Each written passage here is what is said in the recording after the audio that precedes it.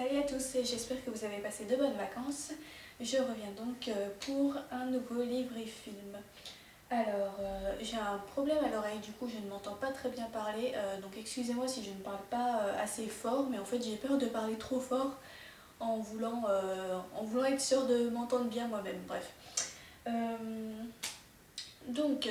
Pendant les vacances, je n'ai pas énormément lu. Bon, déjà j'avais des vacances qui ne faisaient qu'une semaine. Donc voilà, et puis j'ai fait pas mal d'autres choses en fait finalement, donc j'ai pas énormément de choses à vous montrer, mais suffisamment pour faire une petite vidéo quand même. Donc la dernière fois, je vous annonçais que j'allais commencer à lire Merlin l'Enchanteur, d'après les textes anciens de Marie-Paul Page aux éditions Corentin. Je l'ai lu, je crois, le jour même ou le lendemain.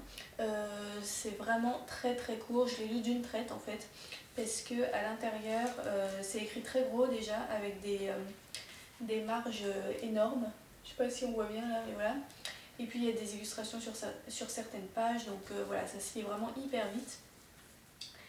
Et donc la dernière fois, je vous avais montré un petit peu l'objet livre en lui-même, avec la couverture en dessous, etc. Donc c'est un très bel objet, il n'y a rien à dire par rapport à ça. Maintenant, j'ai pas été très agréablement surprise par le contenu, parce que je m'attendais pas à ça en fait. Je m'attendais pas à ce que ce soit aussi simple, aussi succinct, puisque en fait ce livre m'est apparu plus comme un livre pour la jeunesse, mais vraiment vraiment pour la jeunesse quoi. En fait, ça reprend certains épisodes de la vie de Merlin, donc d'après les textes d'origine, mais retranscrits en français moderne, et en l'occurrence retranscrits un peu à la façon d'un conte, mais d'un conte assez enfantin en fait. C'est vraiment très très très succinct. Chaque épisode fait, je sais pas, peut-être 2 ou 3 pages, et voilà, c'est hyper survolé en fait. Donc voilà, en gros, Merlin, il est arrivé là, il a fait ça et il est reparti quoi. Voilà, ça se résume à peu près à ça, le contenu du texte. Donc bon, j'étais un petit peu déçue parce que je voyais bien que c'était court, mais je m'attendais quand même à un petit peu plus de substance, on va dire. Et là, bon, c'était un peu trop simplifié. Maintenant, je pense que c'est un très bon livre pour la jeunesse, pour faire découvrir cette histoire aux enfants à travers un objet livre assez agréable. Les illustrations en elles-mêmes, bon, moi personnellement, elles m'ont pas subjuguée, c'est-à-dire elles sont mignonnes, mais voilà quoi, c'est pas le style que j'apprécie le plus, on va dire, picturalement. Donc voilà, il coûte relativement cher, donc si vous voulez l'offrir ou quoi, ça peut faire un bon cadeau, mais attention, attention à la personne à qui vous allez l'offrir, parce que voilà, le contenu est vraiment très simple, donc c'est vraiment plus pour des enfants quoi. Donc voilà.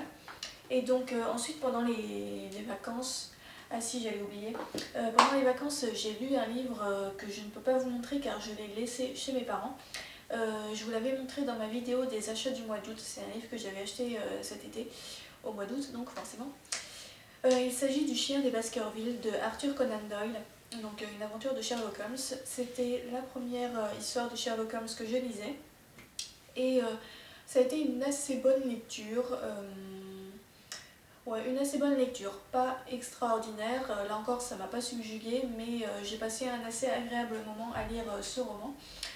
Moi qui ne suis pas très portée sur le genre du policier, là en l'occurrence je me suis pas ennuyée, ce qui a été mon appréhension du départ. C'est un livre qui se lit assez vite en fait, y a pas de longueur, il n'y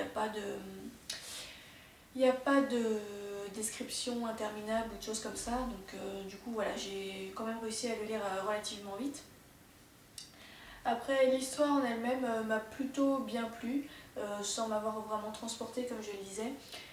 J'ai apprécié l'ambiance de l'endroit où se déroule l'intrigue, en fait ça se passe en Écosse, et c'est l'Écosse un peu profonde si je puis dire. Je sais plus si c'est dans les Highlands ou plus au sud, je me rappelle plus.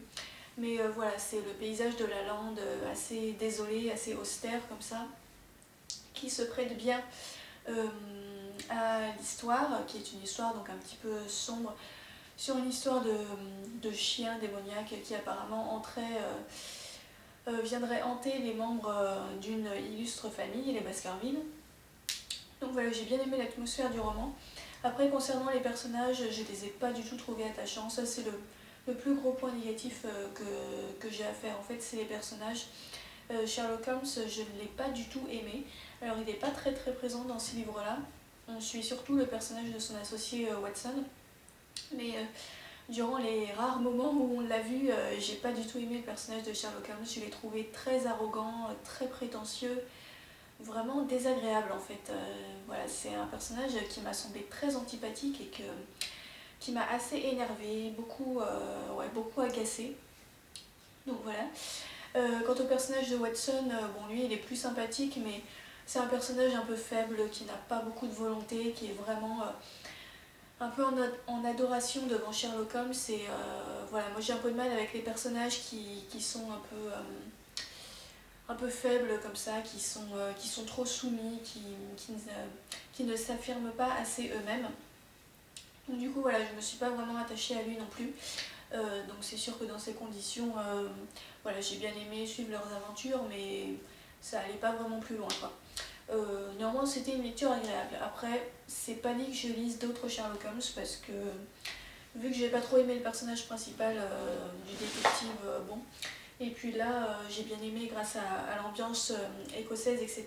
Mais sur d'autres styles d'intrigue, c'est pas dit que ça me plaise autant, je ne sais pas. En tout cas, ça m'a pas donné hyper envie de lire d'autres livres de la série, même si ça a été plutôt une bonne lecture. Donc voilà. Et ensuite, en revenant de vacances, j'ai commencé un nouveau livre qui est ma lecture en cours et qui ne faisait pas partie de ma palle puisque en fait c'est ma mère qui me l'a conseillé et qui me l'a prêté du coup là pendant ses vacances. Il s'agit de Brazzaville Plage de William Boyd aux éditions Point. William Boyd est un écrivain assez reconnu d'après ce que j'ai compris. C'est le premier livre que je lis de lui. J'en suis à un petit peu moins de la moitié. Et c'est écrit assez petit dedans, donc c'est quand même un roman un petit peu conséquent, même si en termes de nombre de pages, il en fait moins de 400, donc il n'est pas énorme non plus, mais c'est un roman qui est relativement dense. Et pour l'instant, j'aime beaucoup cette lecture, c'est une très bonne découverte. Je remercie grandement ma mère de me l'avoir fait découvrir parce que sinon je pense que je serais passée à côté. Donc en fait, ça raconte l'histoire d'une jeune femme qui s'appelle Hope Clearwater. Et ce qui m'a interpellée en fait, qui m'a donné envie de lire le livre, c'est que cette jeune femme est une éthologue. Or il se trouve que moi-même je souhaite devenir éthologue, donc du coup forcément voilà. Bon, elle en l'occurrence elle étudie les chimpanzés, donc là ça m'a moins interpellée parce que personnellement les singes ne m'intéressent pas du tout. J'aimerais plutôt devenir éthologue des félins. Mais bon voilà, ça parle quand même pas mal du métier d'éthologue, du milieu scientifique, du travail sur le terrain, etc. Donc ça reste très intéressant de ce point de vue-là. Donc voilà, une éthologue qui va raconter en fait plusieurs éléments qui se sont produits dans sa vie, notamment deux périodes, une qui va parler de son mariage avec un mathématicien très talentueux mais apparemment un petit peu difficile de caractère, et apparemment ce mariage s'est assez mal terminé, donc elle nous explique un petit peu ce qui s'est passé, pourquoi, comment. Et ensuite, enfin pas ensuite mais en même temps en fait, elle nous évoque aussi une autre période de sa vie, à savoir celle où elle a travaillé sur les chimpanzés. Il y a le chat qui est monté sur le meuble, attendez. Chut. Hop, je vais juste le pousser pour pas qu'il renverse tout. Hop. Ça faisait longtemps que vous l'aviez pas vu à la caméra d'ailleurs, donc je vous le montre. Voilà. Hop, et me revoici. Donc oui, l'autre période de sa vie dont elle parle, c'est la période où elle va partir en Afrique étudier les chimpanzés. Et elle va assister à des comportements de la part des animaux qui sont assez surprenants, qui n'avaient apparemment jamais été observés auparavant. Et le truc, c'est que quand elle va en faire part à son patron, en fait, puisqu'elle elle est dans la réserve en tant qu'employée, et donc elle a plusieurs supérieurs hiérarchiques qui s'occupent globalement du centre de recherche. Donc quand elle veut faire part à son patron de ces observations très étranges qu'elle a faites chez les animaux, son patron va refuser de la croire ou du moins va nier totalement ce qu'elle raconte parce que ça va à l'encontre de ses propres théories à lui et que ça risquerait de nuire un petit peu à ses propres travaux puisque lui il a déjà écrit des livres sur le comportement des chimpanzés qui ne prenaient pas du tout en compte cet aspect-là, l'aspect que Hope a observé. Et donc voilà, si Hope commence à parler de ses découvertes, à publier des choses, ça risque de nuire à son propre travail. Donc voilà, il va tout faire pour l'empêcher de dévoiler ses découvertes, quitte à ce que les informations données au public soient erronées.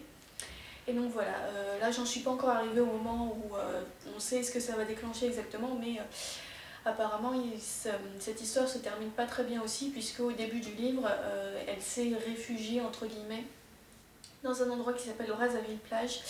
Et voilà, apparemment elle a dû quitter la réserve, je ne sais pas trop encore dans quelles circonstances. Donc voilà, elle entreprend de nous raconter ces deux périodes-là, son mariage avec le mathématicien et l'histoire dans la réserve africaine. Je ne sais pas si c'est très clair la façon dont je l'ai raconté. En fait, la narration de ce roman est assez particulière puisque donc au début on a Hope qui est à Brazzaville Plage qui nous parle du présent et ensuite elle revient vers le passé mais pas de façon très linéaire, c'est-à-dire un coup elle va parler de son mariage, puis après elle va parler de la réserve, puis elle va reparler de son mariage, puis elle va parler de Brazzaville Plage, puis elle va revenir dans le passé. Donc voilà, c'est plein d'allers-retours en fait entre différentes périodes. Et l'autre particularité, c'est qu'il n'y a pas de chapitre dans ce roman. Enfin, pas pour l'instant en tout cas, et j'ai l'impression qu'il n'y en aura pas jusqu'à la fin. Donc en fait, c'est séparé en plein de petits paragraphes en fait, qui sont donc marqués par des sauts de ligne. Mais voilà, il n'y a pas de grande partie, il n'y a pas de chapitre, il n'y a pas de découpe classique, on va dire. Donc c'est un roman que j'aime énormément, d'une part parce que j'aime beaucoup le style de l'auteur, je trouve qu'il a une plume qui est à la fois très subtile et qui en même temps va droit au but, qui se perd pas dans des tas d'effets de style un petit peu superflus. Voilà, ça c'est quelque chose que j'aime bien, le style efficace. Et puis c'est un roman très riche d'informations, donc sur l'éthologie comme je vous le disais, sur le travail d'un scientifique en fait, comment dire, ce que c'est en fait que d'être biologiste au quotidien, quoi. Dans quelles conditions on travaille, comment ça se passe dans les relations avec ses collègues, les autres chercheurs, voilà. Ça explique vraiment bien le quotidien des personnes qui travaillent dans le milieu de la biologie et notamment de l'éthologie. Aussi un petit peu de la botanique, puisque Hope a aussi travaillé un petit peu dans la botanique auparavant. Donc voilà, c'est très intéressant de ce point de vue-là. Il y a aussi beaucoup d'informations sur son quotidien en Afrique, comment ça se passe dans la région où elle est, la population là-bas, ce qui se passe, etc. Et puis il y a pas mal d'infos sur les mathématiques, puisque donc son mari dont elle nous parle est un mathématicien, et il y a pas mal d'informations par rapport à ça. Elle nous explique un petit peu sur quoi il travaille, quelles étaient ses recherches, etc. Ce qui est très bien aussi, c'est la psychologie des personnages. Donc il y a le côté informatif qui est très développé, et il y a aussi le côté psychologique. Les personnages sont vraiment très réalistes, ils sonnent très justes, ils ont des personnalités vraiment fouillées, ils sont tous très imparfaits, et justement c'est ça qui les rend réalistes. Et j'aime beaucoup voir l'évolution des relations entre les différents personnages. Pourtant d'habitude, tout ce qui est un petit peu les histoires de mariage ou les histoires de famille ou les choses comme ça, généralement c'est pas des choses qui m'intéressent énormément. Et là en l'occurrence, j'arrive quand même à être bien intéressée, donc c'est la preuve que le style de William Boyd est efficace, puisque sinon je pense que c'est le genre de choses qui m'aurait un petit peu lassée. L'héroïne est assez attachante, on se sent assez vite proche d'elle. Et voilà, c'est vraiment un roman que je trouve très réussi pour l'instant, qui explore beaucoup de facettes de la nature humaine, de pas mal de sujets. Et voilà, pour l'instant c'est une excellente lecture. Si ça continue comme ça jusqu'à la fin, ce sera l'une de mes meilleures lectures de cette année. Et bah, du coup, je vous en reparlerai quand je l'aurai terminé. Voilà pour les lectures. Et concernant les films, alors je comptais aller au cinéma pendant ces vacances et puis finalement j'y suis pas allée une seule fois puisque j'ai fait plein d'autres choses à la place en fait. Donc du coup j'ai juste deux DVD à vous montrer. Le premier c'est un documentaire. J'ai décidé de vous montrer un petit peu les documentaires que je regarde de temps en temps. Je regarde beaucoup, notamment à la télévision, donc je vous les présente pas tous. Mais quand j'ai un documentaire en DVD que je trouve vraiment très réussi, je pense que ça peut être intéressant que j'en parle aussi, même si vous n'êtes pas forcément intéressé par le sujet. Là, en l'occurrence, ce documentaire, c'est Espèce d'espèce. Alors, c'est de qui? Denis Van Verbeke. Bon, je ne sais pas comment le prononcer. C'est un Allemand, visiblement, quelque chose comme ça. Donc, Espèce d'espèce. C'est un film sur l'évolution des espèces, comme le titre l'indique. Donc un film sur la biologie, hein, les sciences du vivant et notamment les sciences de l'évolution. C'est vraiment très bien. C'est à la fois très vulgarisé, donc vraiment accessible à tout le monde, et en même temps très riche d'informations, encore une fois.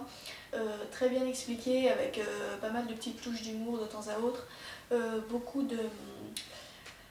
d'images, j'allais dire. Bon, forcément, c'est normal qu'il y ait beaucoup d'images dans un film, mais ce que je veux dire, c'est qu'il y a vraiment beaucoup d'exemples des différents animaux dont on nous parle. Les images sont très claires, quoi. On voit vraiment bien tous les aspects qui nous sont expliqués. Je ne l'explique pas très bien là, mais voilà. Il y a pas mal d'interviews de chercheurs, notamment dans les muséums d'histoire naturelle. Ça aborde pas mal de domaines scientifiques, donc la classification, la systématique, les études sur le terrain un petit peu, l'histoire des sciences également, comment la vision de l'homme a évolué au fil des siècles sur ce que c'était que l'évolution, ce que c'était qu'une espèce, comment la science en elle-même a évolué. Voilà, ça parle aussi un petit peu de paléontologie, d'anatomie, bref, ça explore vraiment beaucoup de sujets liés à la biologie, donc forcément moi ça m'a beaucoup intéressée. D'ailleurs, si vous faites des études de biologie, je vous recommande vraiment de le regarder parce que ça résume très bien tout ce qu'on étudie en fait en fac de biologie, quoi. Moi c'est vraiment un truc qui me sert à la fois pour le plaisir, pour regarder comme ça, et à la fois pour réviser certaines notions parce que ça touche exactement au programme universitaire en fait. Donc voilà, et dans le DVD il y a également un disque avec des bonus, des interviews supplémentaires de chercheurs, etc. qui sont très intéressantes. Donc ouais, franchement, je vous conseille vraiment ce film, même si vous n'êtes pas biologiste, que ça vous intéresse pas spécialement a priori. Disons que c'est un film qui vous permet d'avoir une culture générale sur la vie en fait, donc la vie dans le sens science du vivant quoi, sur l'évolution, sur qu'est-ce qui fait de nous des êtres humains, comment se placer par rapport aux autres êtres vivants. Voilà, je pense que c'est bien pour la culture générale quoi. Donc voilà, un très bon DVD qui coûte relativement cher, mais en fait moi je l'ai eu à 26 € sur internet et je pense que 26 € ça doit être le prix basique, enfin le prix basique, le prix normal on va dire, habituel. Donc c'est un petit peu cher pour un DVD, mais il est vraiment très bien, donc ça vaut le coup. Voilà. Et ensuite, hier soir, je me suis fait un petit Disney, ça faisait longtemps. Donc j'ai regardé La Belle au bois dormant, que j'ai acheté pendant les vacances à la Fnac. Donc voilà, c'était un film, je le cherchais en Blu-ray en fait depuis un moment et je le trouvais pas. Apparemment il est sorti en Blu-ray assez récemment. Donc voilà, quand je suis tombée dessus, je l'ai pris. Ça faisait assez longtemps que j'avais envie de le revoir. C'était un visionnage sympathique, mais c'est pas mon préféré des Disney. En fait, bon, la dernière fois que je l'avais vu, j'étais enfant, donc je n'avais pas énormément de souvenirs. Et en l'occurrence, en le regardant maintenant, je me suis aperçue que c'était trop jeunesse en fait. Autant il y a des Disney où je trouve que ça se regarde encore très bien à l'âge adulte. Par exemple, Le Roi Lion, Toy Story, Mille et une pattes, ça c'est des Disney où, quel que soit l'âge, c'est bien quoi, c'est très divertissant. Pour La Belle au bois dormant, j'aimais bien quand j'étais enfant, mais là, à l'âge adulte, j'ai trouvé ça un peu trop gentillet, un peu trop simple. Voilà, j'ai pas eu autant de plaisir qu'en revoyant Le Roi Lion par exemple. Donc du coup, Je pense que je le léguerai à ma petite sœur quand je retournerai à Paris. Et en attendant, j'étais quand même contente de l'avoir revu parce que voilà, j'ai vraiment envie de me refaire un petit peu tous les Disney, de me refaire un tour d'horizon. Et, ça reste un beau film malgré tout, même si c'est plus jeunesse que d'autres. Ça reste très agréable à regarder, il n'y a pas de déception, on va dire. Donc voilà pour ce film. Et donc voilà, il me semble que je n'oublie rien. Ben, j'espère encore une fois que vous avez passé de bonnes vacances, que votre rentrée va bien se dérouler. Moi pour ma part, je vais avoir 3 contrôles dans la semaine qui arrive, donc bon, c'est une rentrée qui s'annonce pas forcément très joyeuse, on va dire, mais bon, il faut bien des contrôles pour valider son semestre, hein. Donc voilà, sur ce, je vous souhaite de bonnes lectures, de bons visionnages et je vous dis à bientôt. Salut!